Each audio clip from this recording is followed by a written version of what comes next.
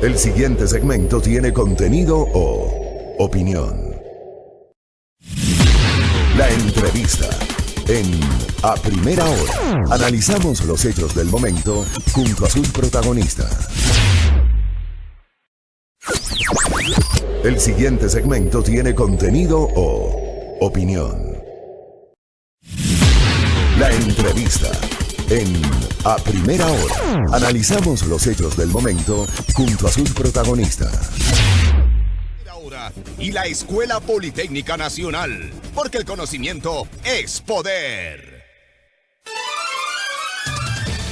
Sin duda el conocimiento es poder, amable audiencia. A partir de esta semana, y vamos a tener varios miércoles, que un esfuerzo conjunto de A Primera Hora y de Escuela Politécnica Nacional, vamos a hablar sobre temas científicos, Muy importante también desligarnos un poquito de los temas políticos y hablar sobre la ciencia.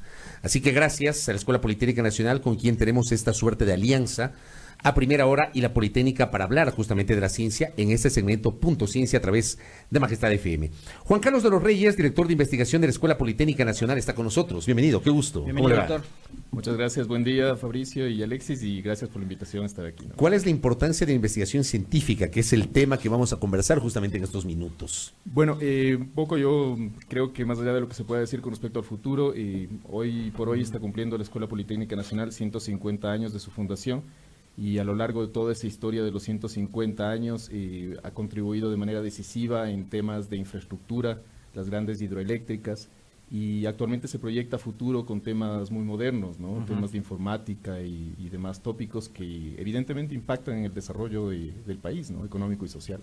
¿Hay investigación científica actualmente en la Universidad Ecuatoriana, doctor? Y, digamos, específicamente en la Escuela Politécnica Nacional, ¿existe investigación científica? Sí, bueno, por supuesto, en los últimos años ha habido de hecho un despegue de la investigación en todas las universidades del país, medido tanto en lo que es publicaciones como en lo que es trabajos de impacto sobre la sociedad en sí. Y nosotros, por ejemplo, tenemos un emblemático instituto, que es el Instituto Geofísico, que nos acompaña a todos durante todos los desastres naturales, claro, para mitigarlos, para investigarlos.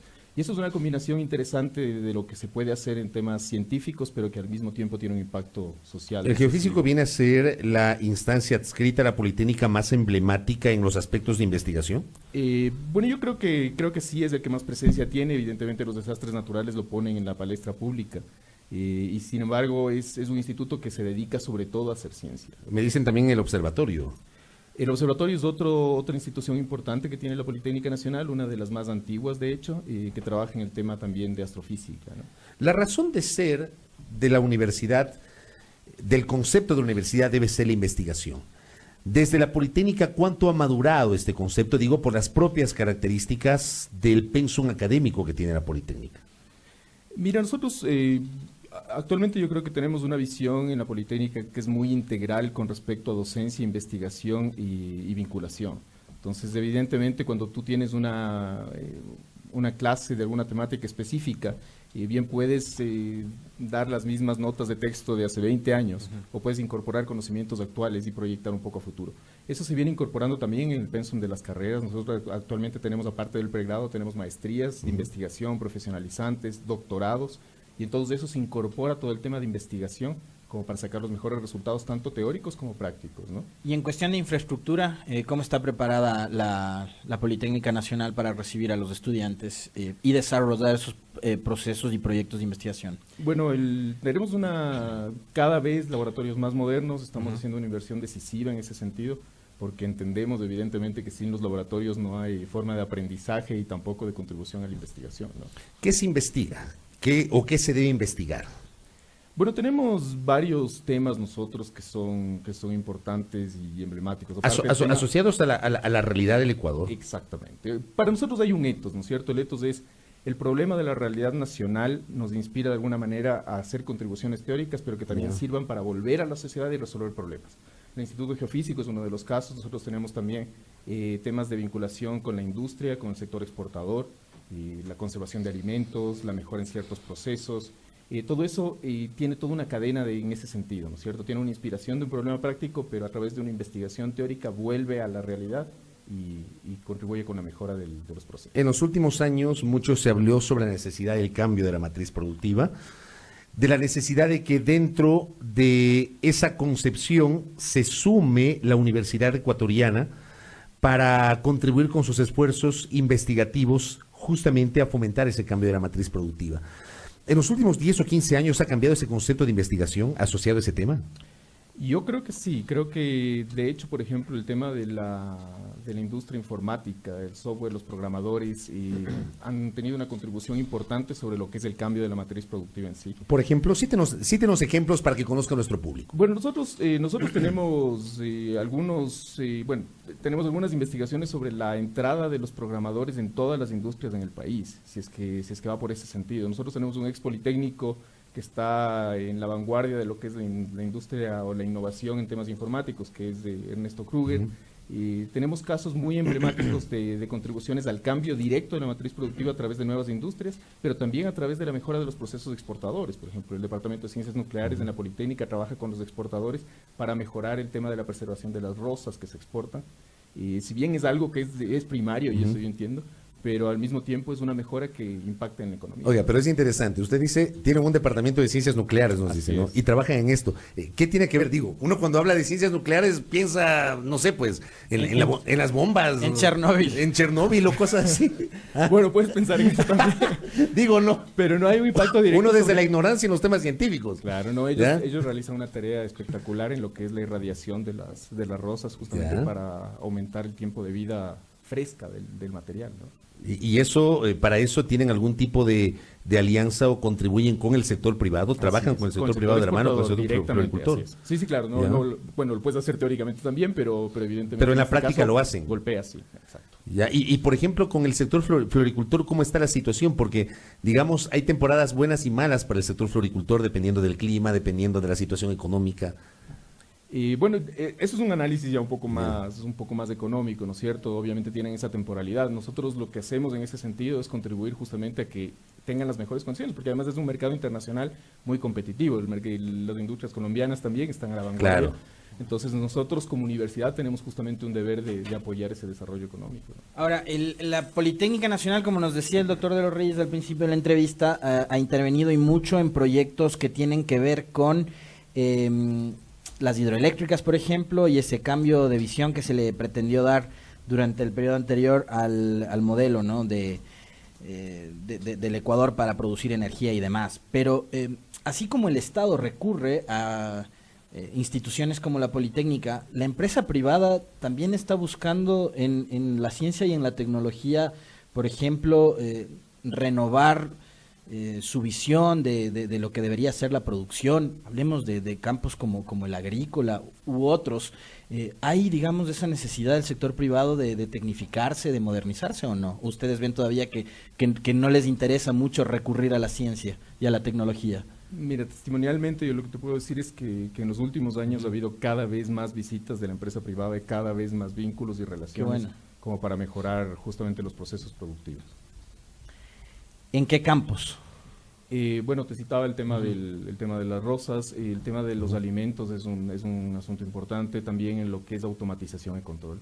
Eso está en boga en todo lado, ¿no es cierto? Son las industrias inteligentes ahora, con inteligencia artificial y tal, y cada vez las industrias privadas o la empresa privada también va viendo la necesidad de incorporar esos métodos modernos para poder trabajar a buen nivel. En el tema de alimentos, por ejemplo, ¿hacia cuáles va más orientada la investigación que nos está señalando usted, doctor? Bueno, tienes algunas líneas, pero sobre todo me viene a la mente el tema de la preservación frutas, por ejemplo, ¿no? Entonces se desarrollan métodos y esquemas como para preservar de una manera natural, biodegradable, no meterle un plástico a una fruta y que se preserve en el plástico, sino algo que sea ecológicamente sustentable y que te sirva también para exportar, ¿no? Entonces en eso se trabaja muchísimo.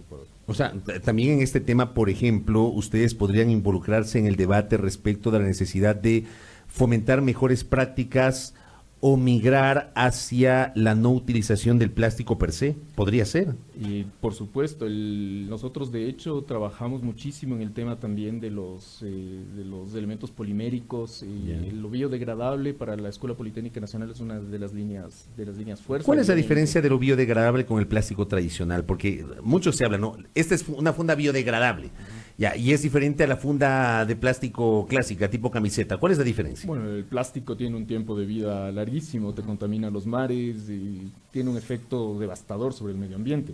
Lo biodegradable, como su nombre lo indica, básicamente se diluye en un tiempo muy corto en el medio ambiente. Son procesos de fabricación distintos y la Materiales descomposición. distintos, por supuesto. ¿Y la Sí. descomposición cómo es? Porque, o sea, digamos, ¿de qué están hechos? Bueno, el detalle de la descomposición Ajá. podrían desarrollar un programa Claro, ya. individual, pero en todo caso, claro, son materiales diferentes Ajá. y el plástico tiene un efecto contaminante muy significativo. Y por ejemplo, en el Ecuador estarían dadas las condiciones como para que exista una planta que empiece a procesar cada vez más ese tipo de plástico que se pueda biodegradar con el tiempo.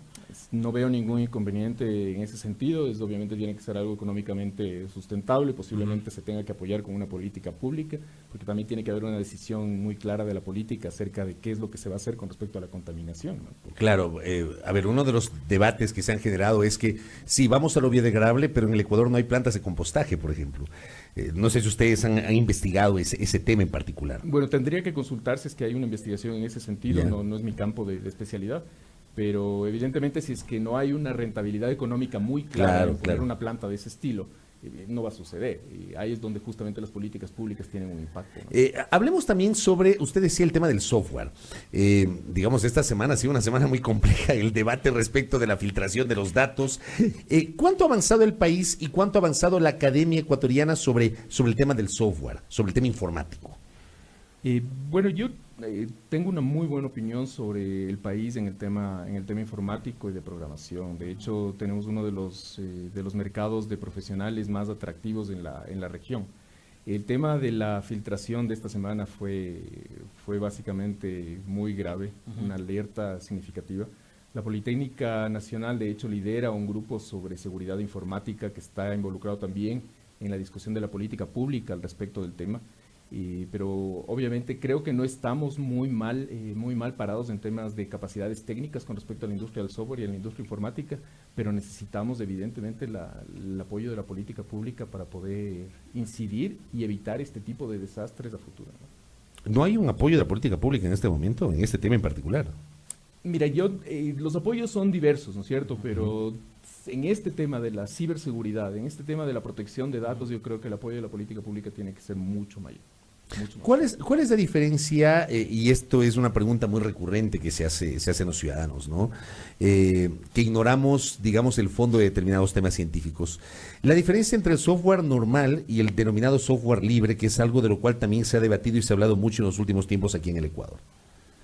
Bueno, el software comercial, ¿te refieres? Sí. Bueno, sí, compras una licencia de un software comercial, que puede ser de una empresa como, no sé, Microsoft o cualquiera de esas, y tú no tienes acceso al código fuente.